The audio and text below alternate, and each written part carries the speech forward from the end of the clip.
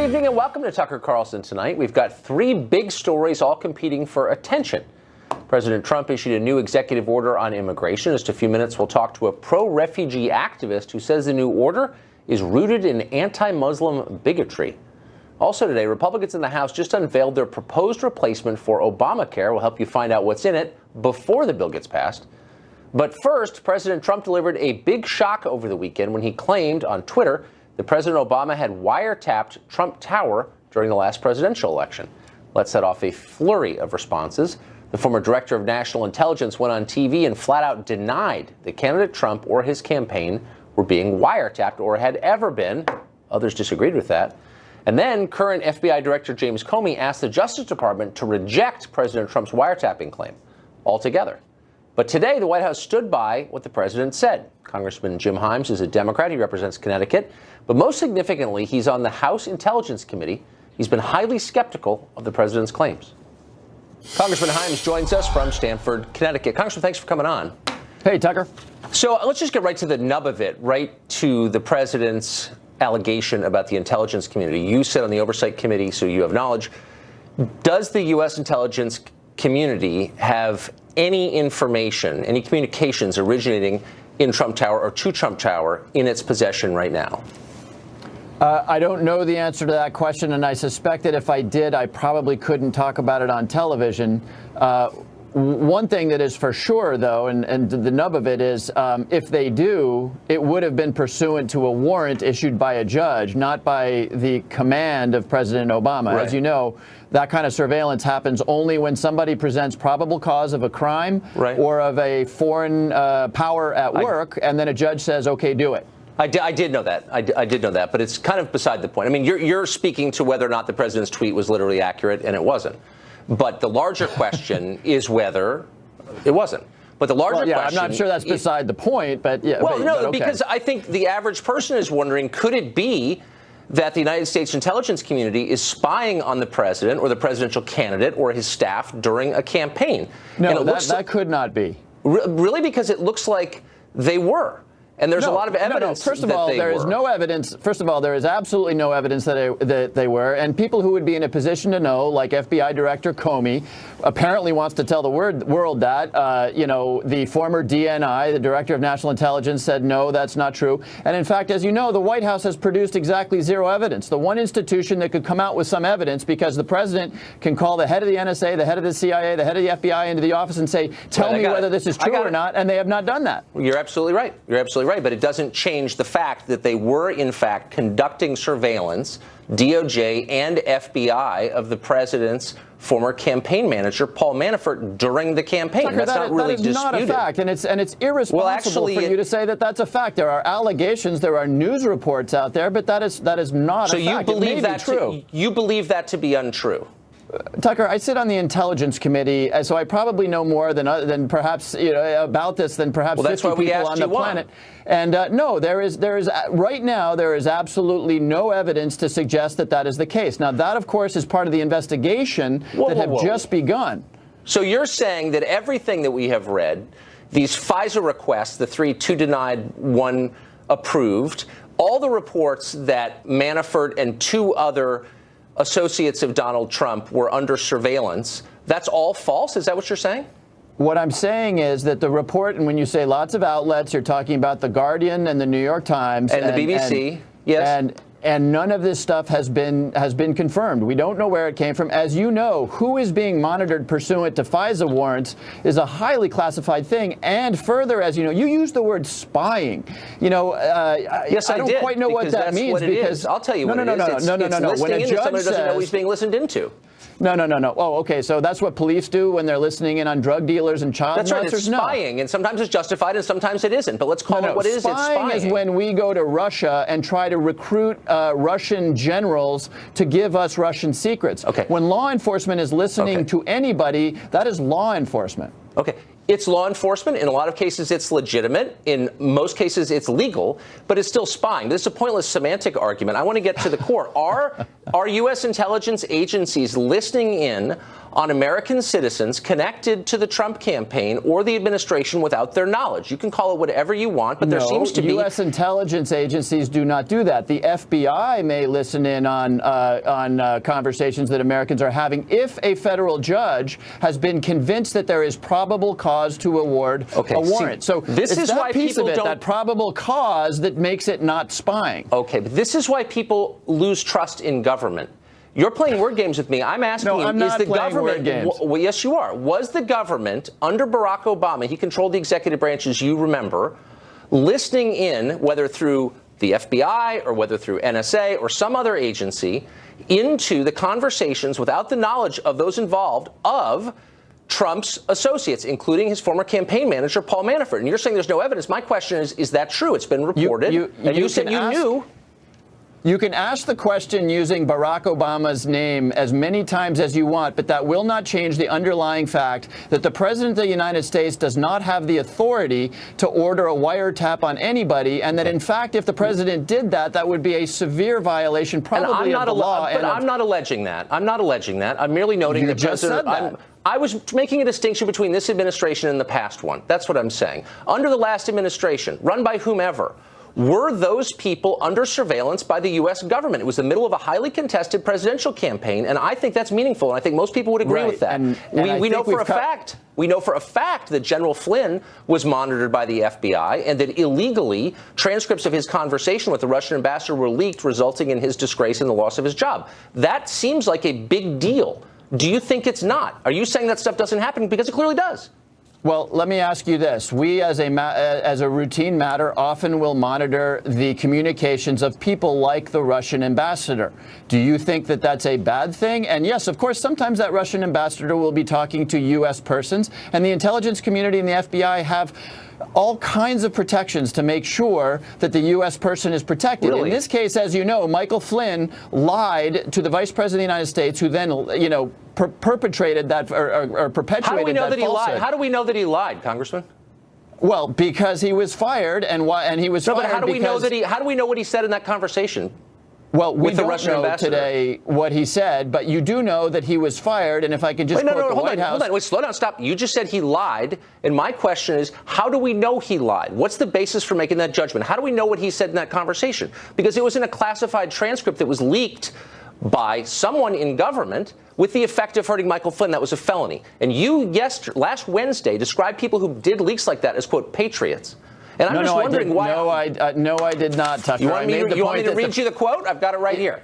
These are patriots. They care about this country. This is what you said. By own belief, when you get the FBI and the CIA, the executive branch as a whole coming forward. Nice try, Tucker. I was referring not a nice try. To all people. I was referring to all of the people who work in the intelligence community and the FBI, and I've made it very clear in the article that you're quoting from that leaking is not okay. But I was making the point that so many people within these institutions are concerned by the behavior and the attacks. Remember President Trump comparing the intelligence community to the Nazis? Do you remember that, Tucker? When you do that to an institution of people who risk their lives in places like Pakistan and Afghanistan, there's a little bit of inner turmoil within those organizations. I agree with I'm not excusing leaks. Well, you appear to be. But look, I'm not defending that, and I would never defend that. I hated that quote because I thought it was unfair to those people, some of whom I know. My only point is let's decelerate this. Let's not make this partisan because it's not. You're an American citizen, so am I. I want to believe that the U.S. government is not going to secretly collect information on me and then use it against me illegally for political ends. That is what they have done. You're fully aware of that. Tucker, you're in charge of the oversight of these agencies. And what are you doing about it? First of all, you're making statements like they're doing it and they're doing it illegally. They did it to General Flynn. That they're doing. I'll give you. You showed me the proof. You said he lied, and you said he lied based on your knowledge of a transcript you should not have known about, and I shouldn't have known about either. And its release was a felony, and you know that. Look, you are besmirching the FBI and the CIA and others if you say they did that illegally with no evidence, and you have no evidence. So you tell me, as a member of the committee, imagine a scenario in which that transcript of General Flynn, who was then a private citizen, the release of that, the leak of that to the press was not a felony. You give me that scenario since you're the expert on this subject. The leaking was illegal.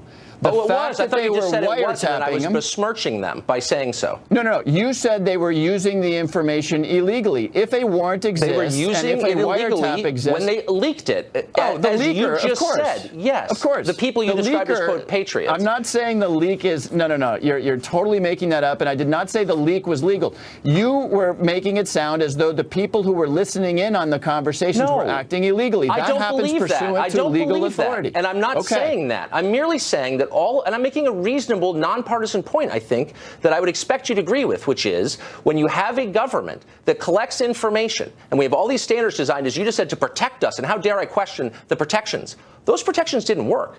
And a guy fairly or unfairly had his reputation and career destroyed over this because someone didn't like him. That's the behavior of a third world government, of a police state, and I would think as someone in charge of the oversight, you would be very concerned about that, but you don't seem to be.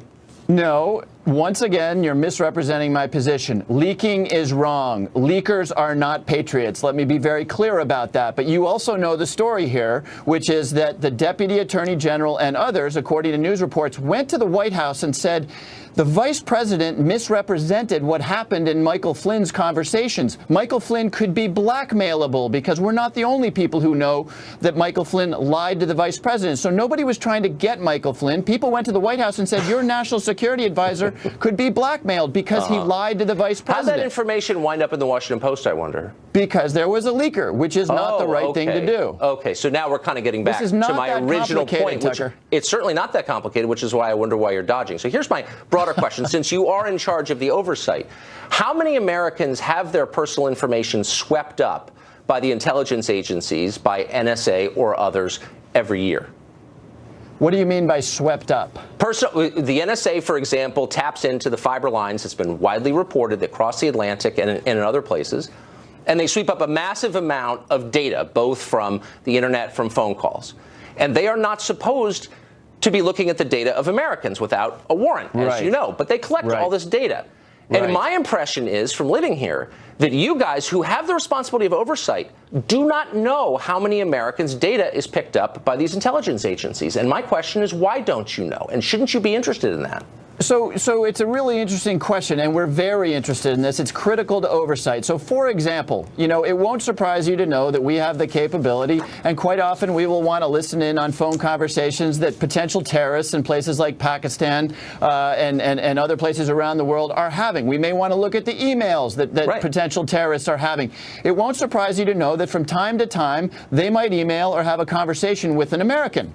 And so when our intelligence agencies pick up that information, sometimes the information is either an American on the other end, or sometimes it's about an American. And so our intelligence community has an elaborate set of protocols to try to protect, and they're human, right? They don't always get it right, but they try to protect the information of those people who are U.S. citizens and therefore entitled to Fourth Amendment protections. Well, do they always get it right? No, they don't. But there are an elaborate set of protocols. Now, if you're calling, sure that's right. But if you want to go the Edward Snowden route, because I'm hearing Tucker Carlson as Edward Snowden tonight. Please don't call names. I'm asking you a sincere adult question. You're calling me Edward Snowden, which I'm certainly not. I'm telling you that you've taken the position because you're now acting very critical about these. Not at all. Not at all. I'm asking. I'm not being critical of the intel agencies. I'm being critical of you because I don't think you really know to what extent they're following those protocols, because I don't think that your committee has demanded and received a complete listing of the names of Americans, or at least a description of the Americans, the number of Americans who've been surveilled, intentionally or not, by these agencies. In fact, I know that you haven't. And my question is why? Well, we do receive on a regular basis reports from the intelligence community of the intensity of when there are errors made, when their protocols are not followed. That's a key part of oversight. You're right. We don't get a long list of every single. Self-report. That's not oversight at all. You're saying they're doing a good job. There's no oversight at all involved. Oversight is when you go and check, and you're not checking. I'm not saying that. You're using words like illegal, and in fact, there exists plenty of protections. I'm saying leaking is illegal. We agreed on that. We agreed on that. You're saying they go through all these elaborate protocols, but you're not checking on them, and then you're calling that oversight. No. And I'm saying, why should I trust that? First of all, when did I say we're not checking on them? Once again, Tucker, you're putting words into my mouth. That's a lot of fun on Fox News, but it's not particularly accurate to the way the intelligence community operates. I'm asking you real questions. Let me finally ask you about something. No, you're not. You're asking me loaded questions with all sorts of premises that you don't begin to There's support. Look, we know what happened. You acknowledged what happened. No, you don't know what happened. Yes, I do. An American general had his conversation listened to without his knowledge. I'm not contesting the right of the U.S. government to do that. Right. I'm contesting their right to pass that information on to others who will hurt him with it, which they did. That is illegal, and it's wrong, and for some reason you feel the need to make defenses of it because you don't like Flynn or whatever. We have established that we both agree that leaking is wrong and probably a felony. You then went on to say that there are no controls and you're not doing oversight. No, I didn't say if that is true or not. I didn't say there were no controls. I merely said that you're not getting a full accounting from those agencies, and you know that you're not. And you haven't denied that because you know you're not, and I know you're not. So, let's stop pretending. So what should we do? Should we stop doing oversight, or tell me what you need? No. I'm saying let's. You want a public list of all Americans whose I'm not saying that at all. I don't want that, but I don't sit on the Intel Committee, and you do. I'm only saying that when you have enormous power vested in these agencies under a Republican or Democratic president, you better be really careful nobody misuses that power, or else everything collapses and it becomes used as a political weapon, and that's really scary. But we'll have a Democratic president, and you'll feel the same way I do. That's where you're wrong. First of all, I'm really glad, Tucker, that you're urging me to do good oversight. I appreciate that. Believe me, I feel the weight of that responsibility. You should quite a lot. But then when you go on to say otherwise it gets used for political purposes, that's just, I think the technical term is baloney. Okay, let me ask you one last question. So the director of national intelligence, James Clapper, said yesterday on television that there was, quote, no evidence gathered that he was aware of any collusion between the Trump campaign or Trump himself and the Russian government. Since you've avowed such respect for the intelligence community, I assume you'll retract your claim that the Russians hacked this election and that Trump is a puppet of Putin or whatever. This kind of ends the story, doesn't it? So just so we can be clear, because this really kind of illustrates something about the Tucker Carlson show. You're saying that the DNI said today that the Russians did not hack the election? No, I'm saying what I just said. That is exactly what you just said. You're not listening. I said yesterday on NBC, Clapper said there is no evidence that he's aware of, and this is almost a verbatim quote, that there was surveillance, that there was collusion. No, there was collusion between the Trump campaign and the Russian government. Right. And the allegation from day one, and the implication certainly from the Democrats, has been there was some kind of collusion. The DNI says there's not. Is that significant to you? There is no allegation that there was collusion. There is an investigation, which, by the way, Republicans like Senator Burr and Congressman Nunes are fully participating in. There are questions about whether there was. There is no question about whether there was Russian hacking, which was what the question that you asked earlier. The intelligence community, including Clapper, believe with high certainty that there was hacking and that it was done on behalf of Donald Trump. Whether there was collusion or whether there was contact between the Trump organization and the Russians is the reason that we've got two investigations happening on Capitol Hill today. All right. Congressman, thanks for joining us. Thanks, Tucker.